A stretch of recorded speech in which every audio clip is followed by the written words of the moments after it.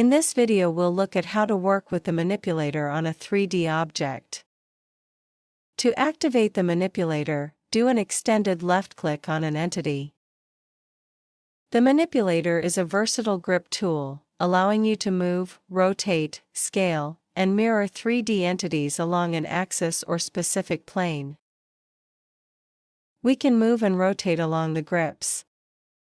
Left-click on the arc to rotate.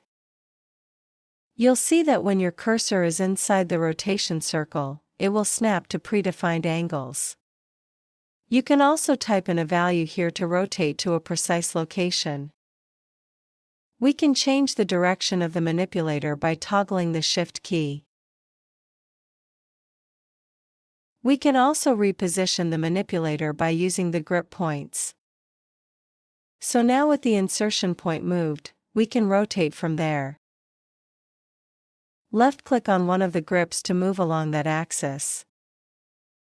You'll see that a ruler is displayed, and the ruler's increments will change depending on the zoom level.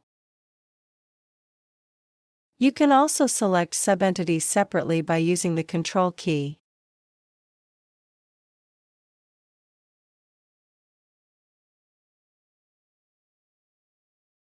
We can also use the manipulator on multiple entities simultaneously, or we could select both items and launch the manipulator from the quad.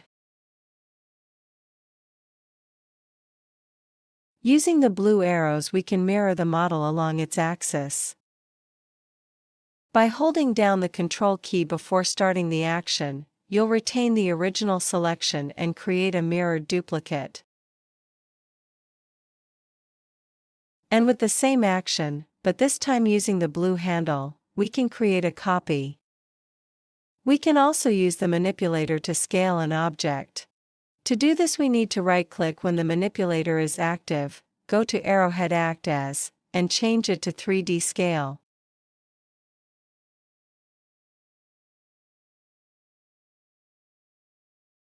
And this concludes our lesson on using the manipulator in 3D.